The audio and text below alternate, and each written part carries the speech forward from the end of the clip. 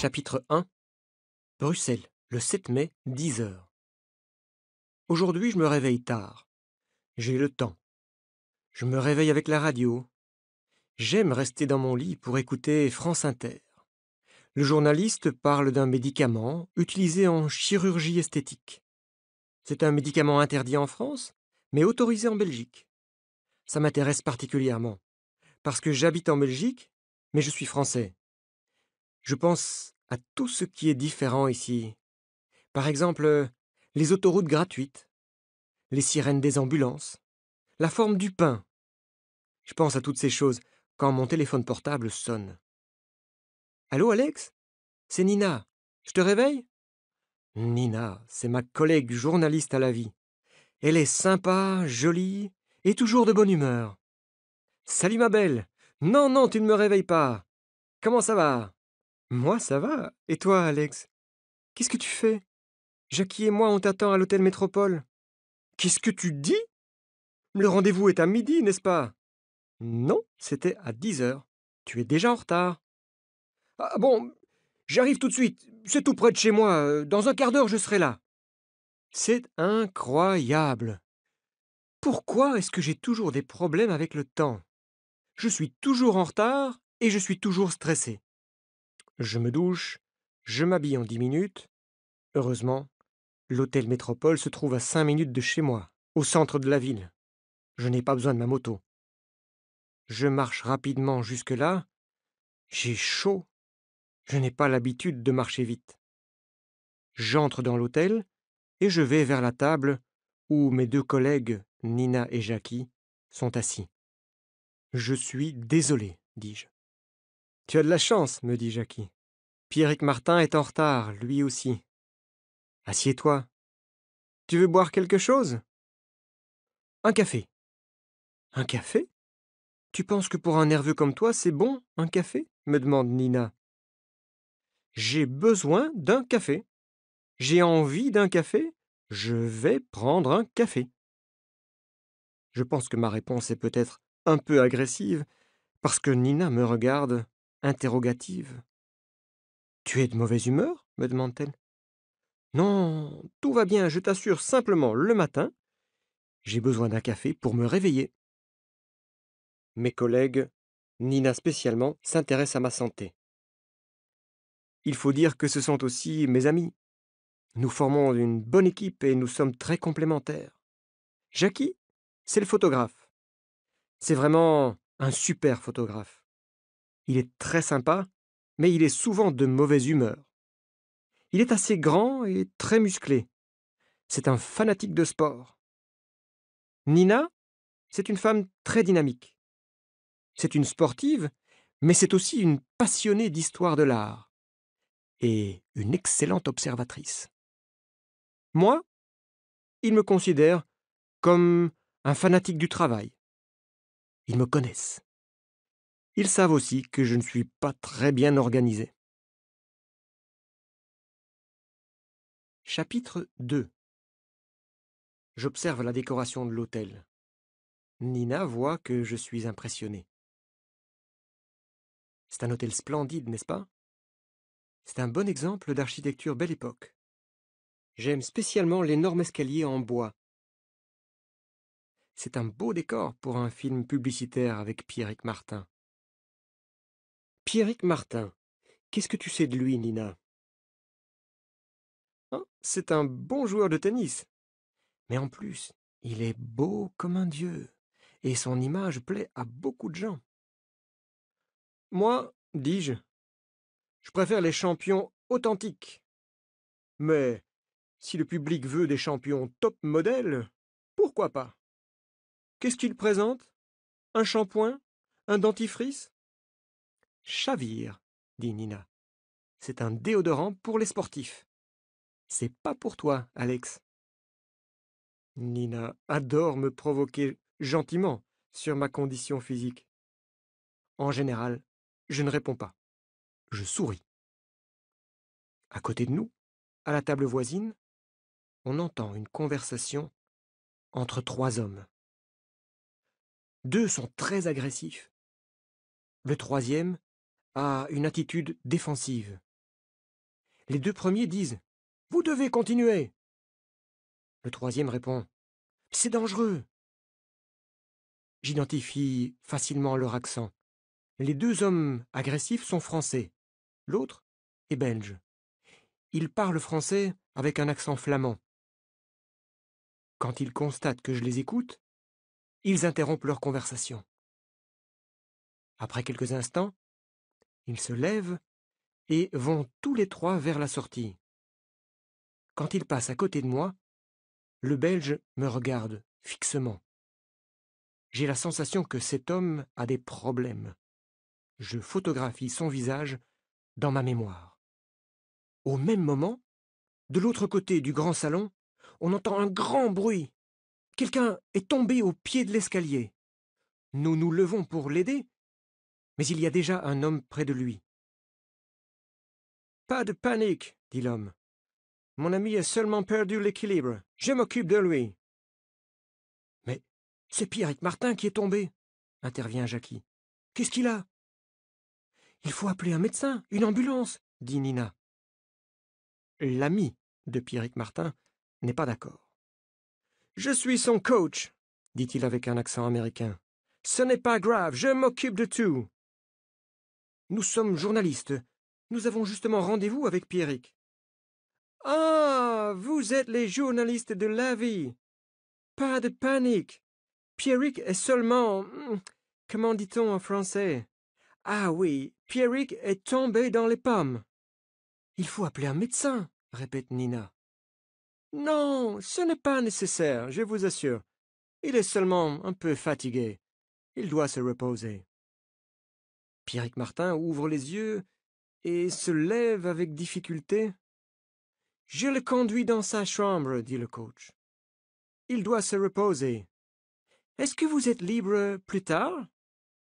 Ça dépend. Vous nous proposez un autre rendez-vous aujourd'hui? Ce soir, vers 18h30. Ça vous convient? Parfaitement, dit Nina. Ah oui, écoutez-moi, dit encore le coach. C'est important. Respectez la vie privée de Pierrick Martin. Ne parlez pas de sa chute dans l'escalier, vous comprenez? C'est une question d'image. Et c'est la condition pour obtenir l'interview. D'accord? D'accord, dis-je, surpris. Le coach nous laisse seuls dans le hall de l'hôtel. Je regarde mes collègues et je vois qu'ils pensent comme moi, que ce coach est bizarre. Chapitre 3. Eh bien, pour une fois on a le temps, dit Nina. Mon prochain rendez-vous est à 13h. En attendant, j'ai envie d'aller au club de gym. Qui m'accompagne? Moi, dit Jackie. C'est une bonne idée. Et toi, Alex, viens avec nous, c'est super. Nina fait du kickboxing. C'est son sport préféré. Elle fait aussi de la musculation dans le même club que Jackie. Évidemment, ils insistent pour que je les accompagne. Merci de m'inviter, mais moi, la musculation, je n'aime pas ça. Viens voir le club, insiste Jackie. Tu verras, c'est fantastique. Je n'ai pas envie. Mais Alex, il faut faire de l'exercice, dit Nina. Je fais de la moto. Tu te déplaces à moto, continue Nina. Mais ce n'est pas du sport. C'est pas vrai, dis-je. La moto en ville, c'est souvent un sport extrême. Écoute-moi, Alex. Il y a 4 choses importantes pour être en bonne santé physique et mentale. L'alimentation, tu manges mal. L'exercice, tu n'es pas sportif. La relaxation, tu es stressé. Ok, je suis l'exemple de ce qu'il ne faut pas faire. Attends, Alex. Il y a une 4e chose. Ah oui, la 4e. Qu'est-ce que c'est? Je t'écoute. La beauté. Quoi? Oui, oui, la beauté. Il faut s'occuper de son apparence. C'est bon pour l'équilibre. Aujourd'hui, les hommes aussi se préoccupent de leur physique. C'est pour ça que Pierrick Martin intéresse tellement les gens. Ah, c'est l'homme idéal pour toi, Nina. Non. Je veux simplement dire que tu dois t'occuper de toi. D'accord, d'accord. J'ai compris. Je ferai un effort, mais pas aujourd'hui. Quand j'ai un peu de temps, j'aime beaucoup aller dans les librairies où on trouve des livres d'occasion. Il y en a beaucoup dans le quartier de la Bourse. Je trouve toujours des livres pas chers. Je connais un libraire qui vend de vieux magazines sur les motos mythiques. J'adore ça. Chapitre 4. 18h30. Nous nous retrouvons tous les trois à l'hôtel Métropole. Pierrick Martin vient s'asseoir à notre table. Bonjour, dit Pierrick. Je suis vraiment désolé pour ce matin. C'est effectivement un bel homme, et je vois que Nina est sensible à son charme. Ça va bien maintenant demande-t-elle. Oui, oui. Vous tombez souvent dans les pommes demande Jackie. Hein? Qui vous a dit ça? Votre coach, répond Nina. Ah oui, je comprends. C'est parce qu'il ne parle pas très bien le français. Je ne suis pas tombé dans les pommes. Je suis fatigué, c'est tout. Je suis fatigué parce que je m'entraîne beaucoup. C'est clair. Pierrick ne veut pas parler de sa chute dans l'escalier. Nous passons donc rapidement à l'interview. Il parle facilement de sport, de musique, de cinéma. Il nous parle de ses goûts, de ses habitudes. Il a le look d'un acteur. Il a aussi des talents d'acteur. Pierrick, vous dites que votre coach ne parle pas très bien le français. Qui est-ce? Parlez-nous de lui, suggère Nina.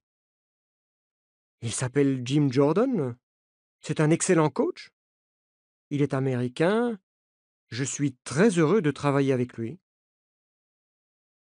Il n'est pas connu dans le monde du tennis. Pourquoi avez-vous décidé de travailler avec lui demande Jackie. Ce n'est pas un spécialiste du tennis. C'est un spécialiste du mental, capable de développer le caractère des sportifs, de leur apprendre à être plus forts psychologiquement. J'ai un autre entraîneur pour la préparation physique et la stratégie. Chapitre 5. Bruxelles, le 24 mai. Réunion de toute l'équipe dans les bureaux du journal La Vie. Jackie est revenu de Paris, où il a passé du temps à observer Pierrick Martin. Avant que commence le tournoi de Roland-Garros, Dulac, notre chef, lui a demandé de faire un travail de paparazzi, de photographier le champion partout et dans toutes les circonstances. En effet, notre interview de Pierrick Martin à l'hôtel Métropole a été un grand succès pour La Vie. Le public aime ce nouveau champion qui gagne tous ses matchs et qui est beau comme un acteur de cinéma. Dulac commence la réunion. Alors, Jackie, comment va Pierrick Martin? Je veux voir vos dernières photos. Je suis très attentif, explique Jackie. Je l'observe tout le temps. Ici, j'ai un bon cliché de Pierrick à la fin d'un match de préparation contre Yashenko, le numéro 2 russe. Pierrick sourit, il est de bonne humeur. Ça n'arrive pas tous les jours, dit Jackie. Ouais, c'est pas mal, mais c'est pas très intéressant, dit Dulac. Ici, continue Jackie, il monte dans sa voiture. Une superbe Porsche, belle voiture, pas vrai? Écoutez, vous n'avez pas de photos plus excitantes? Non, il passe tout son temps à s'entraîner pour Roland-Garros. Je sais exactement ce qu'il fait, je vais où il va. Avec ma vieille Renault 5, c'est compliqué de suivre sa Porsche. Mais je fais ce que je peux. Je connais maintenant toutes ses habitudes. Il a une vie normale pour un sportif. Chaque jour, il se lève tôt, il sort rapidement de son hôtel et il va en voiture à Roland-Garros. Il prend son petit déjeuner au club VIP, il s'entraîne de 10 heures à 13 heures, ensuite il déjeune. Assez! Assez! Interrompt Dulac.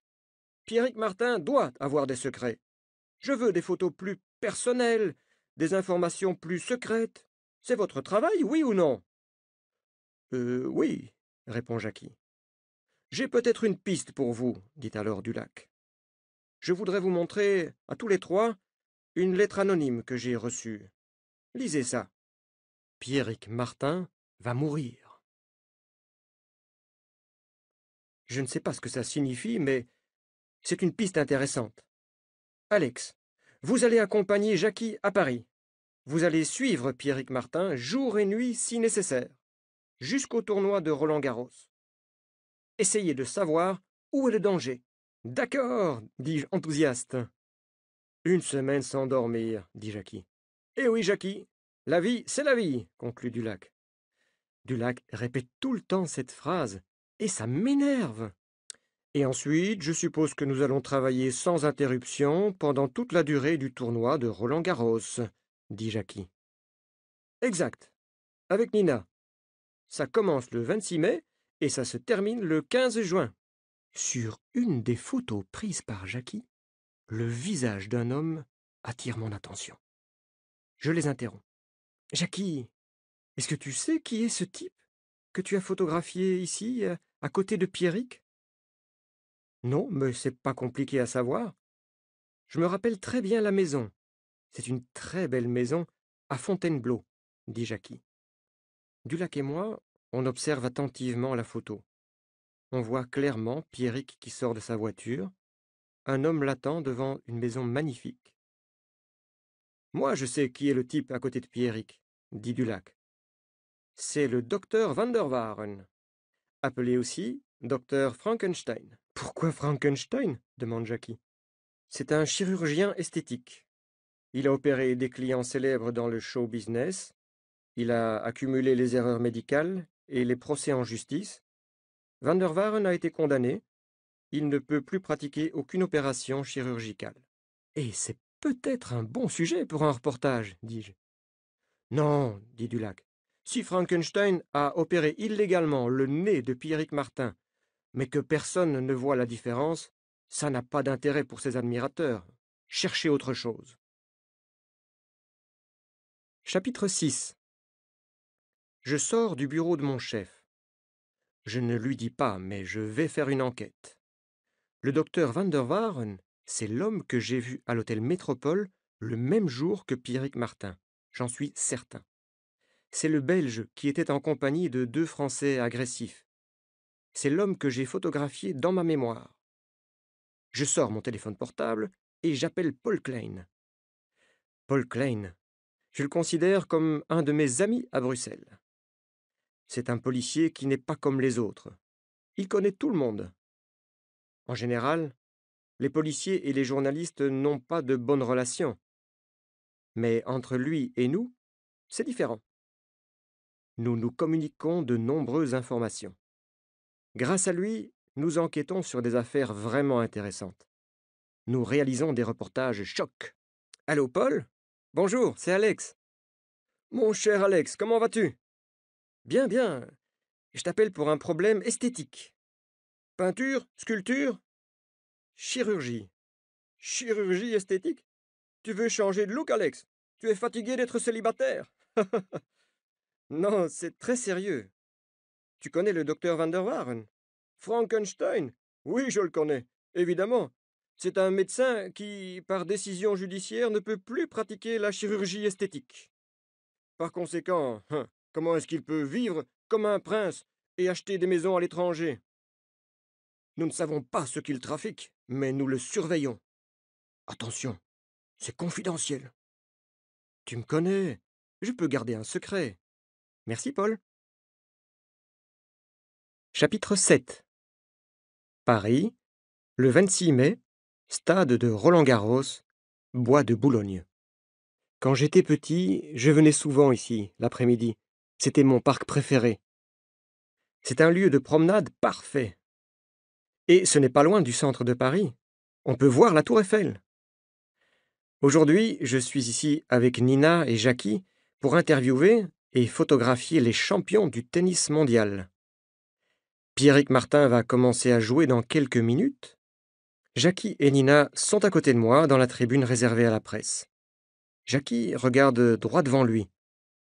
Ça va, Jackie? Oui, oui. Je regarde la forme du cours central.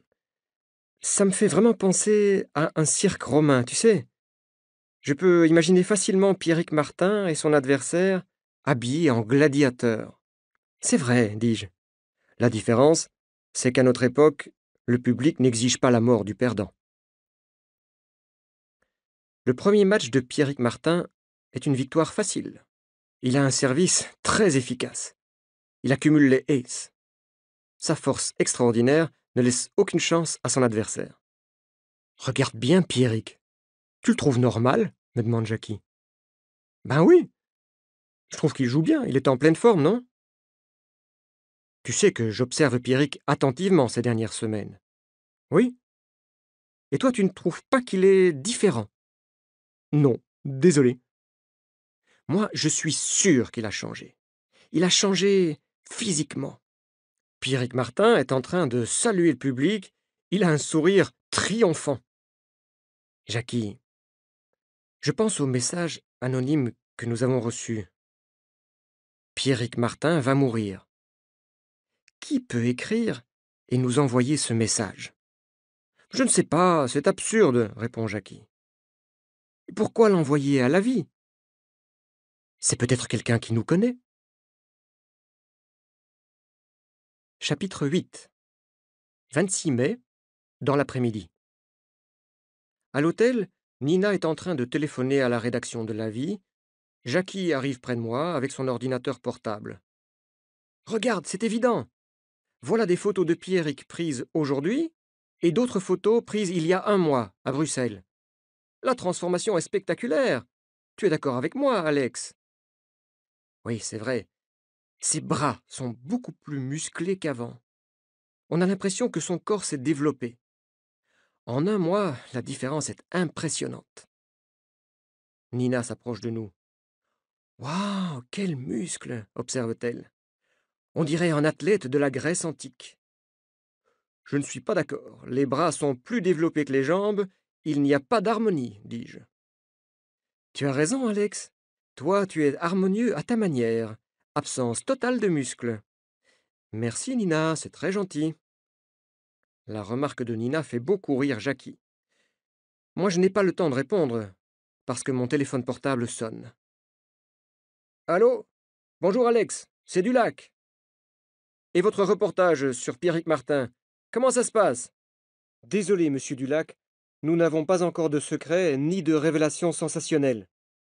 Eh bien moi, j'ai une révélation sensationnelle pour vous. Valentina Smekalova a un nouvel amant. Et devinez qui c'est? Pierrick Martin, j'imagine. Eh oui, décidément c'est moi qui fais tout le travail dans ce magazine. Bon, trouvez-les ensemble, photographiez-les. Vous devez être les premiers, dit finalement Dulac. Je regarde mes collègues. Du travail pour nous. Pierrick Martin est l'amant de Valentina Smekalova. Super, dit Jackie. Valentina Smekalova, c'est ma joueuse de tennis préférée. Je connais Jackie, et je ne suis pas surpris. Valentina Smekalova est particulièrement belle. C'est une jeune femme tchèque, domiciliée à Monte-Carlo. Elle est très riche grâce au tennis, mais plus encore grâce à sa marque de vêtements de sport. Si on a la chance d'être les premiers à les photographier, ça peut faire un excellent reportage, dit Nina. Le grand amour à Paris. Valentina Smekalova a la réputation de séduire et de faire souffrir les hommes. Nos lecteurs adorent ça. Mes deux collègues sont très motivés. Je conclus. Parfait. Il faut travailler rapidement. Nous avons seulement une petite avance sur les autres magazines. Chapitre 9. Paris, le 27 mai. Nous connaissons le programme des joueurs. Aujourd'hui, Valentina et Pierrick ne jouent pas de match. Quelles sont leurs intentions? Nous sommes super attentifs. Nous sommes tous les trois à proximité de l'hôtel où loge Pierrick. Attention, il sort, annonce Jackie. Au même moment, un taxi arrive. À l'intérieur du taxi, Valentina Smekalova. La journée commence bien. Nous montons dans la vieille Renault 5 de Jackie. C'est Nina qui conduit. Jackie est prêt à photographier tous les gestes des deux champions. Les deux voitures descendent depuis la place de l'Étoile sur les Champs-Élysées. Où est-ce qu'ils vont? Demande Nina. Il veut lui faire visiter Paris, suggère Jackie. Comme c'est romantique. Place Vendôme, le taxi s'arrête. Pierrick et Valentina entrent dans une bijouterie. Qu'est-ce qu'on fait? On va les interviewer, propose Nina. Ok, on n'a pas beaucoup de temps, il faut accélérer, dis-je. Quand ils sortent, nous sommes à côté du taxi. Jackie les photographie, Nina les interpelle. Félicitations! Ah, vous faites un couple formidable! Merci, dit Valentina. C'est encore vous, dit Pierrick. Impossible d'être tranquille. Écoutez, Valentina et moi, on sort ensemble, on commence à se connaître, on est heureux. Voilà, vous êtes contents? Maintenant, laissez-nous profiter de notre journée de liberté. J'essaie de le calmer. Ne vous énervez pas, Pierrick. Nous faisons notre travail de journaliste. Le public vous apprécie. Il est curieux.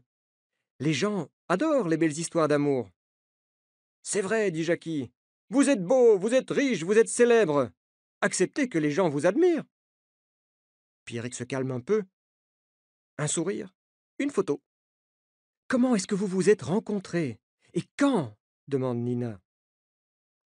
Valentina décide de répondre.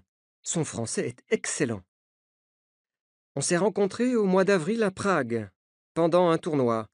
On s'est promis de se revoir. Roland-Garros était l'occasion parfaite.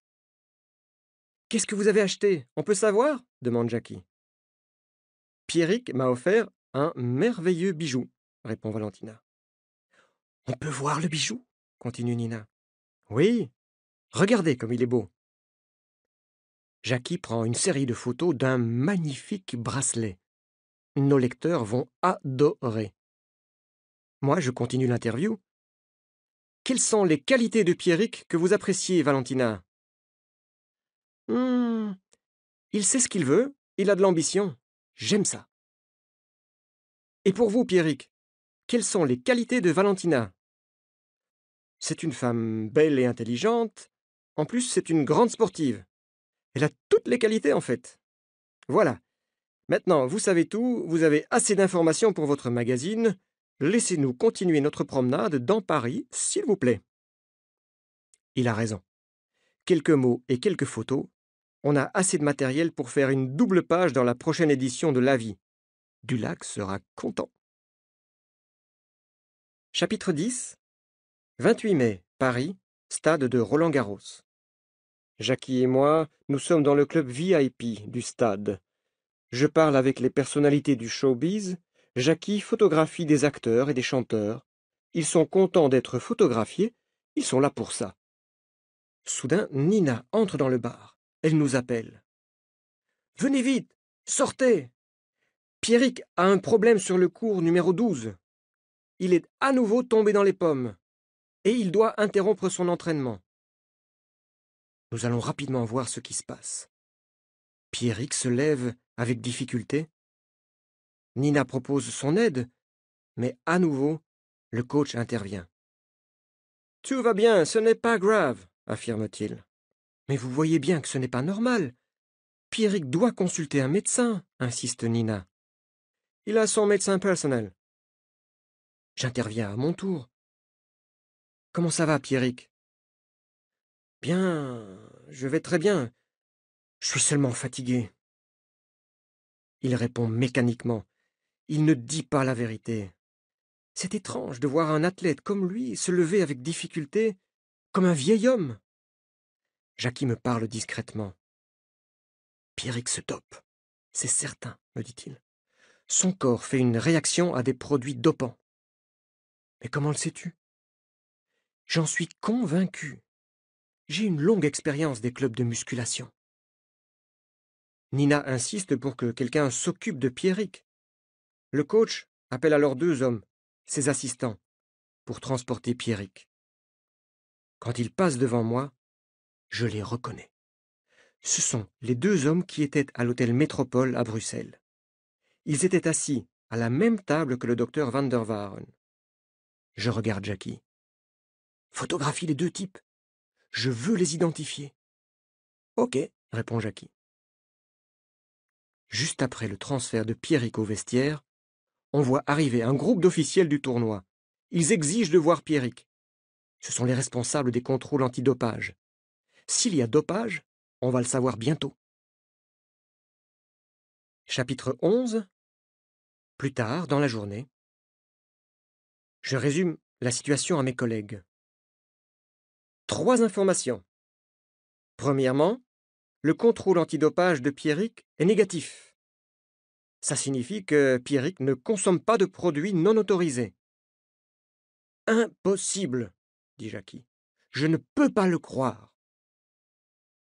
Deuxièmement, j'ai envoyé à Paul Klein les photos que Jackie a prises des assistants du coach.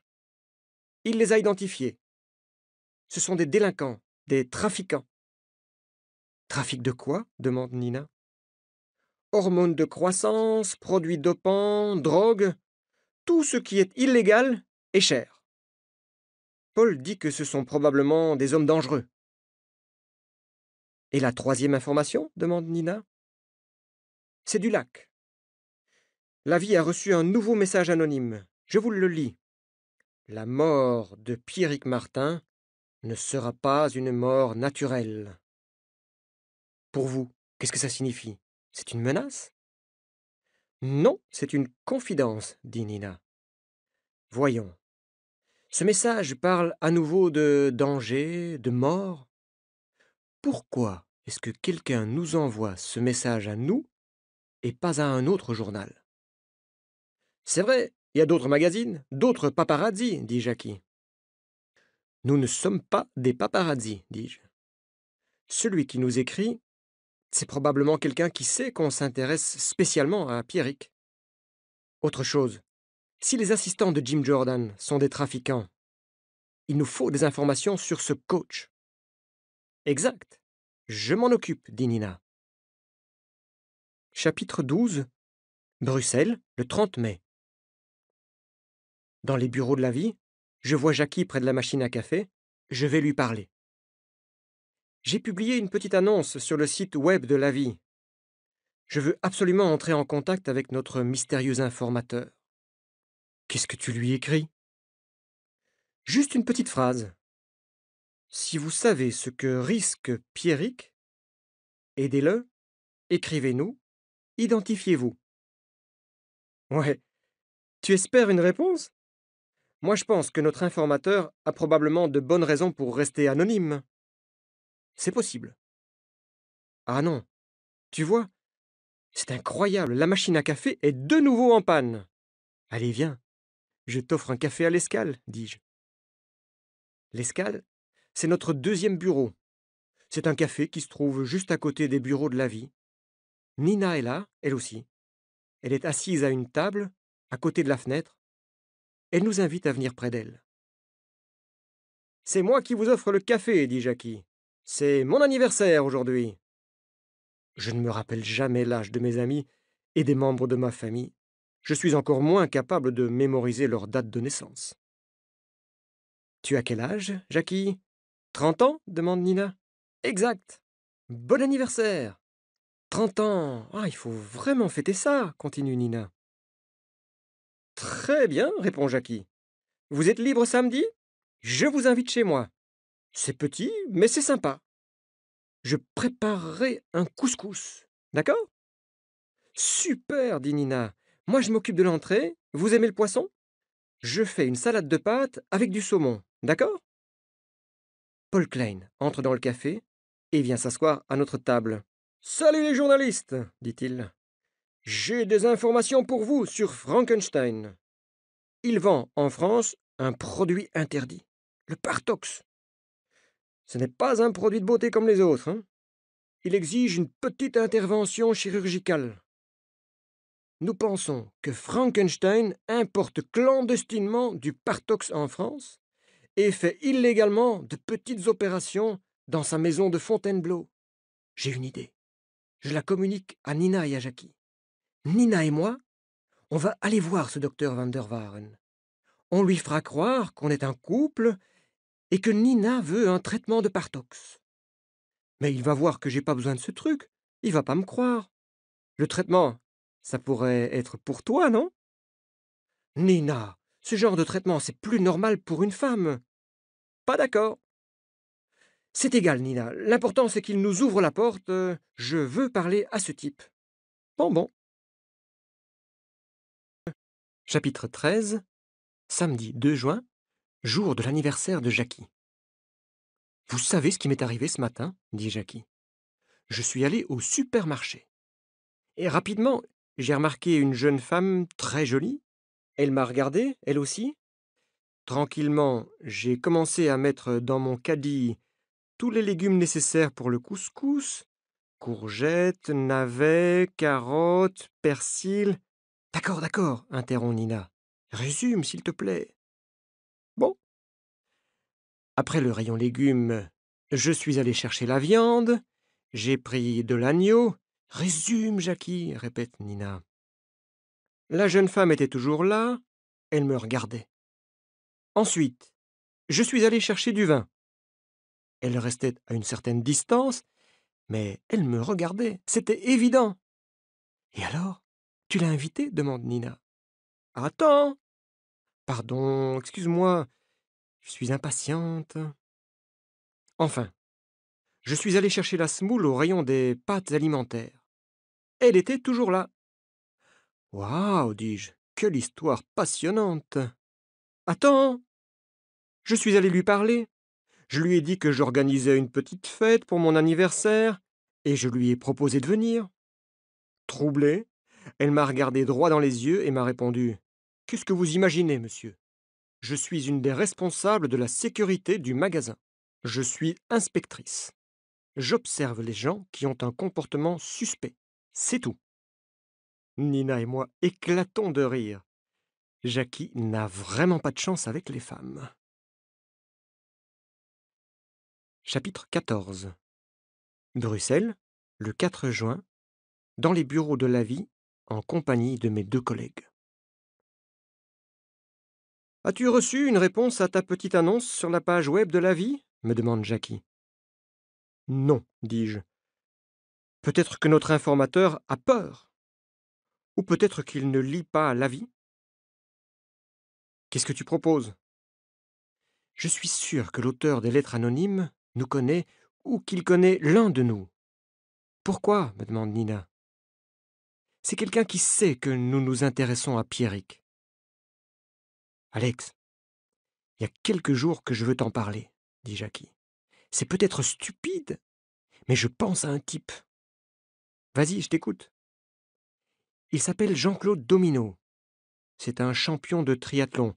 Tu sais ce que c'est, le triathlon? C'est la combinaison de 3 disciplines, pas vrai? Course à pied, natation et vélo. Correct. Eh bien, il y avait dans mon club de gym, avant l'arrivée de Nina, un candidat au titre de champion olympique de triathlon. Un candidat? Demande Nina. Oui, c'était il y a 2 ans. Finalement, il n'a pas participé à la compétition. Sa préparation physique a été très dure. 3 heures par jour à la salle de gym, en plus de la piscine, uniquement pour développer sa musculature. Quelques semaines avant la compétition, il a eu des problèmes de santé. Lesquels? Dis-je. Il tombait dans les pommes. À cause de quoi? Dopage? Contrôle antidopage négatif. Aucune substance identifiée. Exactement comme Pierrick, continue Jackie. Pourquoi est-ce que tu penses à lui? Demande Nina. À cause de l'évolution rapide de sa musculature. C'était pas naturel. C'est un ami? Dis-je. Non, on se connaît, c'est tout. Il va encore dans ton club de gym? Non. Trouve son adresse, on va voir ce type. Chapitre 15. Bruxelles, le 5 juin. Jackie et moi, nous entrons dans la maison de Jean-Claude Domino, l'ex-triathlonien. Il n'est pas spécialement content de voir Jackie. C'est un homme grand et gros. Peut-être que c'était un sportif, mais aujourd'hui ses gestes sont lents et mécaniques pour un homme de 30 ans. Salut Jean-Claude, ça va? Commence Jackie. Bof, comme ci, comme ça, répond l'ex-sportif. Je te présente Alex Leroc, mon collègue à la vie. Tu sais pourquoi je viens te voir? Aucune idée. Et si je te dis que mon collègue et moi, on s'intéresse à Pierrick Martin? Moi, je ne m'intéresse pas au tennis, et encore moins à Pierrick Martin, répond Domino. Écoute, Jean-Claude, on va te parler sincèrement. Quand je vois la transformation physique de Pierrick, ça me fait penser au problème que tu as eu il y a 2 ans. Je ne comprends pas pourquoi. C'est simple. S'il se dope, pourquoi n'est-il pas déclaré positif? Tu penses que je vais t'informer, moi? Et pourquoi? S'énerve Jean-Claude. Pour aider Pierrick Martin, répond Jackie. Quoi? C'est pas mon problème si ce type se dope. J'interviens. Apparemment, Pierrick ne se dope pas. On ne sait pas comment il fait pour augmenter aussi spectaculairement ses performances. Nous te demandons ton opinion. Mais peut-être que tu n'as pas d'idée? Jean-Claude ne répond pas. Dis-nous, qu'est-ce que tu veux? De l'argent? Demande Jackie. Tu es fou, répond Jean-Claude. Je continue. Nous, on pense que Pierrick est manipulé par son coach et que sa vie est en danger. Peut-être que tu peux nous aider à dénoncer cette manipulation. Connais-tu une technique qui permet d'augmenter la puissance musculaire? Une technique impossible à identifier par un simple contrôle antidopage, demande encore Jackie. Jean-Claude ne répond toujours pas. J'insiste. Si tu es une victime de ce système, c'est l'occasion de le dénoncer. Ouais, je comprends, dit Jean-Claude. Je décide d'accélérer l'interrogatoire. Qu'est-ce qui donne cette force incroyable à Pierrick? L'ex-triathlonien ne répond pas. Jackie insiste lui aussi. Pourquoi est-ce qu'il tombe tout le temps dans les pommes? Laissez-moi du temps, je dois réfléchir, dit-il enfin. Ok. Si tu décides de nous aider, écris-moi, conclut Jackie. Je te donne ma carte avec mon adresse e-mail et mon numéro de portable. Nous sortons de l'appartement de Domino avec la certitude qu'il sait quelque chose. Il doit parler, il va parler. Chapitre 16.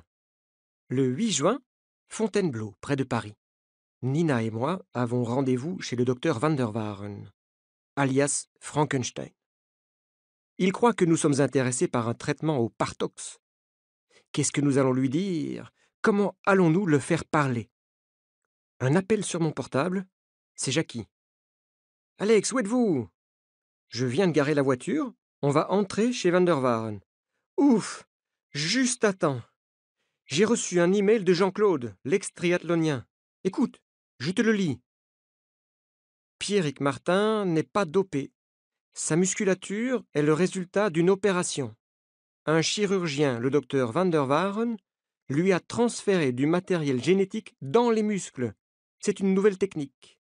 Il a transféré à Pierrick les gènes de l'EPO, une substance qui régule la concentration d'hémoglobine, et les gènes de l'IGF-1, pour augmenter le volume et la puissance musculaire. Les effets sont rapides, spectaculaires et impossibles à détecter. Mais il y a des effets secondaires. Ça provoque une hypertension artérielle et des pertes de conscience. Il risque de mourir d'une crise cardiaque. Je sais ce que je dis. Van der Waaren m'a opéré il y a 2 ans. J'ai été obligé d'abandonner toute activité sportive.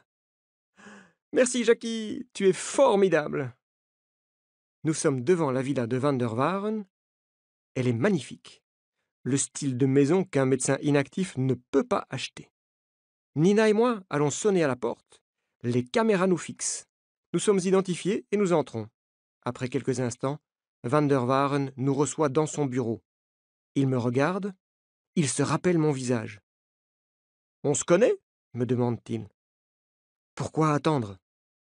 Avec les informations que Jackie m'a données, je décide de passer à l'action. Oui, nous nous sommes vus à l'hôtel Métropole à Bruxelles, le jour où Pierrick Martin est tombé dans l'escalier. Je me présente, Alex Leroc, et voici ma collègue, Nina Lavandy. Nous sommes journalistes à la vie. Nina me regarde, étonnée. Van der Waaren me regarde aussi. Je veux profiter de l'effet de surprise. Nous ne venons pas pour un traitement au Partox. Nous venons pour vous parler de Pierrick Martin. Alors sortez, je vous prie. Je n'ai pas l'intention de parler avec vous. Est-ce que Pierrick peut résister encore longtemps à l'IGF-1? Sa vie est en danger, n'est-ce pas? Cette fois, Van der Waaren est complètement surpris par ma question. Sortez! Nina intervient. Attendez, docteur. Nous avons assez d'informations pour publier un article dans la prochaine édition de l'Avis. Vous savez que Pierrick est en danger. Si vous ne faites rien, vous êtes complice. Mais si vous collaborez avec nous, ça change tout. Qu'est-ce que vous décidez? L'argument de Nina est décisif. Van der Waaren change d'attitude. Comment savez-vous que j'ai opéré Pierrick Martin? Nous n'étions pas certains, mais vous nous le confirmez. Nous sommes en contact avec un autre sportif que vous avez opéré. Ah, maintenant je comprends. Vous vous décidez à dire la vérité, docteur? Je ne supporte pas cette situation, ça ne peut pas continuer. Je suis fatigué, oui. Je suis prêt à parler. Chapitre 17. Paris, le 9 juin. Avec la confession de Van der Waaren, nous pouvons maintenant aller voir Pierrick. Nous le rencontrons dans un vestiaire à Roland-Garros. Pierrick, nous devons absolument vous parler. Ah non, ça suffit. Attendez. Il n'est pas question d'histoire d'amour ni de bijoux de luxe. C'est beaucoup plus sérieux. Laissez-moi tranquille, vous n'êtes pas des gens sérieux. Nous voulons parler des gènes de l'EPO, de l'IGF-1. Ce ne sont pas des sujets sérieux? Qu'est-ce que c'est? Demande Pierrick, toujours aussi bon comédien. Vous êtes en danger, Pierrick, et vous le savez, dis-je. Jim Jordan, votre coach, est un criminel qui utilise les sportifs pour gagner un maximum d'argent. Pour lui, vous êtes un animal de laboratoire. Qui vous a dit ça? Qu'est-ce que vous savez de tout ça? Le docteur Van der Waaren a décidé de parler. Un autre sportif, Jean-Claude Domino, a également parlé. Dites la vérité, et ce Jim Jordan ira en prison. Et ma carrière sportive? Avec l'EPO et l'IGF-1, vous pouvez peut-être gagner ce tournoi, mais votre cœur ne résistera pas à d'autres compétitions. Une porte s'ouvre. Nous voyons entrer Jim Jordan avec ses deux complices. Et vous, les journalistes? Dit Jim Jordan. Je crois que vous avez besoin d'une leçon. Les deux assistants de Jim Jordan se précipitent sur moi pour m'immobiliser. Ils ne regardent pas Nina. Quelle erreur! Quand il s'intéresse à elle, il est trop tard. Un des agresseurs reçoit un violent coup de pied dans la nuque. Il tombe sur le sol et reste couché, KO. L'autre adversaire, furieux, attaque Nina. Mais comme elle pratique le kickboxing avec beaucoup de talent, elle évite ses attaques et le neutralise grâce à une série de coups de poing dans le ventre et au visage. Nous nous retournons vers Jim Jordan, paralysés par la surprise. Monsieur Jordan, demande Nina, vous voulez donner des leçons? Pendant que j'appelle la police, je regarde Nina avec admiration. Voilà une sportive qui n'a pas besoin d'EPO ni d'IGF-1 pour affronter ses adversaires. Et vous, Pierrick, demande Nina, êtes-vous prêt à dire toute la vérité sur Jim Jordan maintenant? Oui. Et Roland-Garros, c'est fini pour moi. Chapitre 18. Bruxelles, le 20 juin. Nous sommes au café L'Escale, autour d'une table, en compagnie de Paul Klein. Vous avez des nouvelles de Pierrick? Me demande le policier. Il abandonne définitivement la compétition. Et le docteur Van der Waaren, qu'est-ce qui va lui arriver? Tu as une idée, Paul? Demande Jackie. Grâce à son changement d'attitude, il n'ira pas en prison, mais il sera sans doute obligé de vendre sa maison de Fontainebleau et ses appartements en Suisse.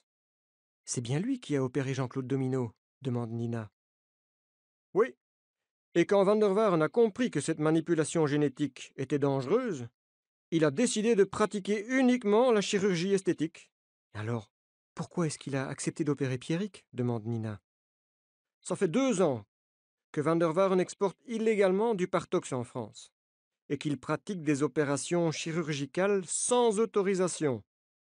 Jim Jordan a été informé du trafic et il a obligé Van der Waaren à opérer Pierrick Martin en échange de son silence. Vous connaissez la fin? Effectivement, dis-je.